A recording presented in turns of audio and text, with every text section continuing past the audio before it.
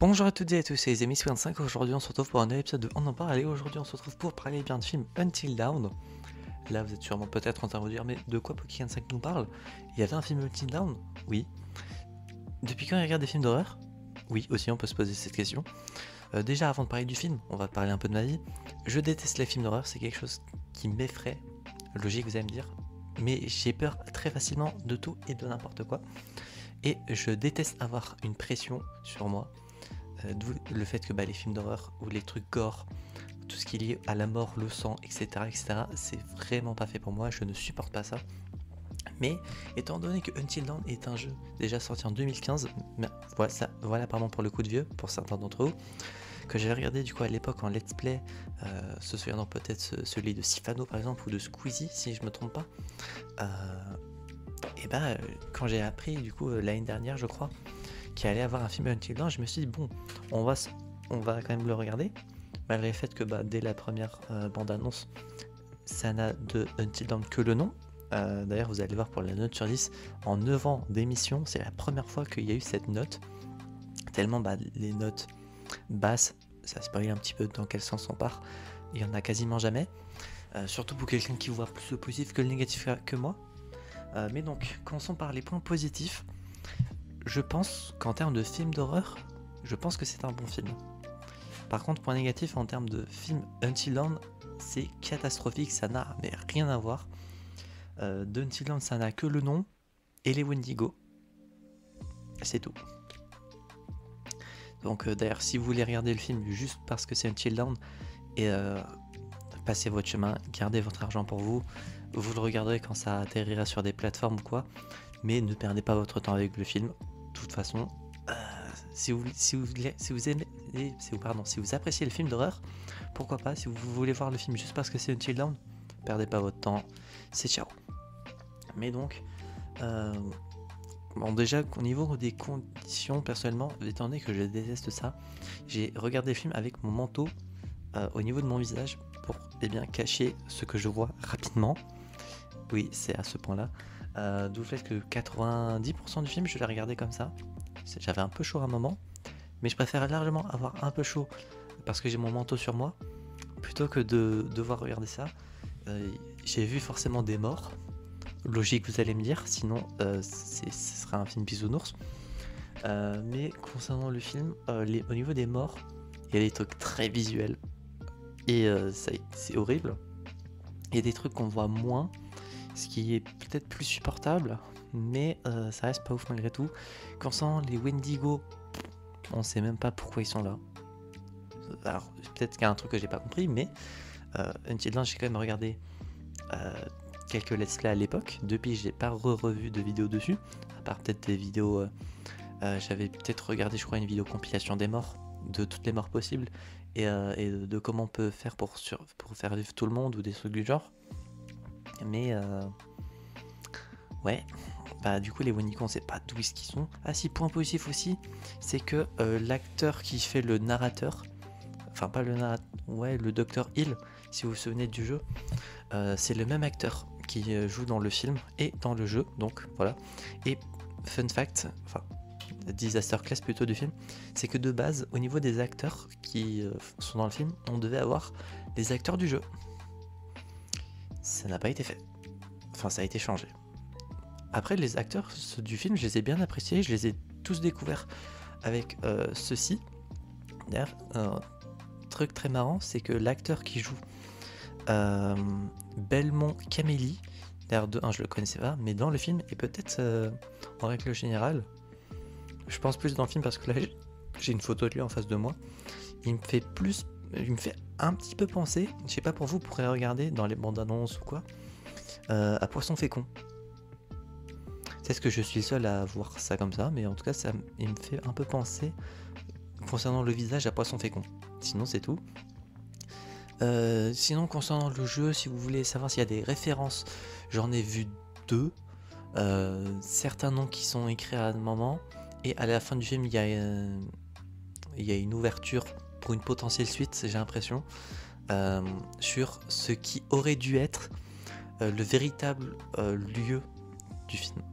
Voilà, ceux qui ont vu ou joué au jeu savent très rapidement de quoi je parle. Mais normalement, j'aurais préféré que ça se passe dans cet environnement-là. Là, on est dans un tout autre environnement qui n'a aucun rapport et dont les événements qui s'y déroulent n'ont ni queue ni tête. Les événements aussi qui s'y déroulent là-bas, tu ne sais pas d'où ils viennent. Tu vois des créatures, tu ne sais pas pourquoi ils sont là. Bon, j'imagine que dans tous les films d'horreur, il n'y a pas d'explication à toutes les créatures. Mais à ma connaissance, en cas, quelques vidéos qui traitent du sujet que j'avais vu, il y a quand même quelques explications de pourquoi tel ou tel truc sont là. Mais là, il n'y a pas grand chose. Du coup, on se demande pourquoi il y a certaines créatures, pourquoi il y a des monstres qui sont présents là, pourquoi il y a des personnages qui sont là alors que bon, on s'en fout. La raison de pourquoi nos personnages arrivent dans cette ville, d'ailleurs, est une raison correcte, mais pourquoi autant de personnes se perdent dans ce lieu-là, va savoir. Sinon, concernant le sablier qu'on a dans le trailer et qui est également, je crois, dans certains des posters, il est présent, il fait son job, mais c'est tout. Concernant les motivations, du coup, je sais pas si j'en ai parlé de nos persos, c'est louable, mais comment ça se fait qu'autant de personnes se perdent au même endroit alors qu'ils ne viennent pas tous du même lieu?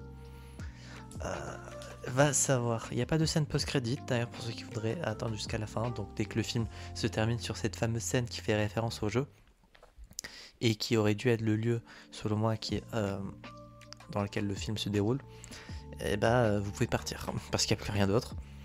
Il n'y a pas de musique. Alors j'ai très rarement regardé des films d'horreur. Je crois que le dernier que j'ai vu c'était FNAF. Et encore avant FNAF, le dernier... Ah non, c'était pas FNAF, pardon. Il y avait le film Les Autres que j'avais vu pour un de mes défis The Events 2024. Mais encore avant ça, du coup, c'était FNAF. Mais sinon, véritablement, et encore FNAF, c'était il y a 2 ans. Non, c'était l'année dernière. Non, c'était en 2023, pardon. Mais du coup, avant ça, je crois que c'était Conjuring 2. Mais c'était genre il y a quasi 10 ans avec mon ex à l'époque.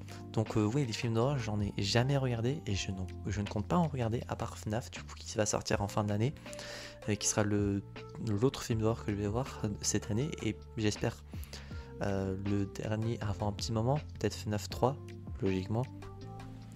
Je pense pas qu'il y aura de suite à Until Dawn. Si c'est le cas, j'espère que la promesse du nom du jeu sera respectée. Est-ce qu'ils vont faire d'autres films tirés des jeux Dark Pictures, anthologie? Je vois bien la possibilité venir, mais étant donné que chaque histoire est différente et que si déjà que pour Until Dawn ils ne respectent pas le jeu, est-ce qu'ils vont respecter les autres jeux? Ça, je n'en sais rien. Pardon, j'ai tapé dans le micro. Donc voilà.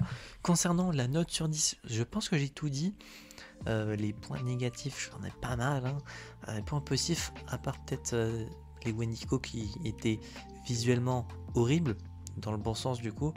Les personnages du coup que j'ai appréciés. Il y a certains trucs aussi que je comprends pas, genre l'eau. Ceux qui verront le film comprendront, mais l'eau, je comprends pas. Il me faudra une explication parce que là, je ne capte pas. Et oui, sinon les morts qui sont visibles très très bien même. Donc voilà, concernant le film, je vais mettre du coup pour la note sur 10 un 3,5. Oui, ça fait mal. J'ai regardé, c'est la première fois en 9 ans d'émission que c'est la première fois que j'ai mis 3,5. Par contre, la dernière fois que j'ai mis une aussi mauvaise note, je regarde ça vite fait, mais étant donné que les trucs que j'aime pas, je les regarde pas. De ce que je vois, il y a Tim Daryl, le court-métrage du MCU où il a mis 5,5.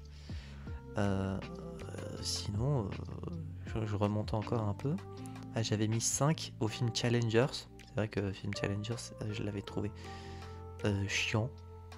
Vraiment, je crois que c'est peut-être la seule fois de ma vie où je me suis fait chier devant un film.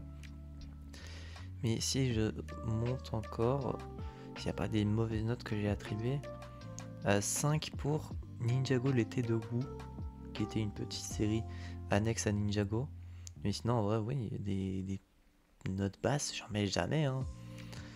Globalement, on est sur une moyenne de 7, hein. Là, selon la moyenne qui est calculée automatiquement, on est à 7,84 environ. Donc en moyenne, je mets des assez bonnes notes malgré tout, parce que de toute façon, je regarde que des trucs qui m'attirent ou qui m'intéressent. Là, le film m'a attiré parce que c'est Until Dawn, mais il ne m'a pas intéressé parce que c'est un film d'horreur. Donc voilà, j'espère que cet épisode vous aura plu. Si c'est le cas, n'hésitez pas à vous abonner, à mettre un petit pouce bleu, à mettre en commentaire si vous avez vu le film. Qu'est-ce que vous en avez pensé, sans spoiler si possible, sinon votre commentaire sera supprimé. Et si vous voulez spoiler des trucs, n'hésitez pas à venir sur le Discord, comme ça on pourra en parler plus facilement, j'ai envie de dire. Si vous n'avez pas vu, et si vous voulez voir le film, est-ce que vous comptez le voir malgré tout avec tout ce que je vous ai dit?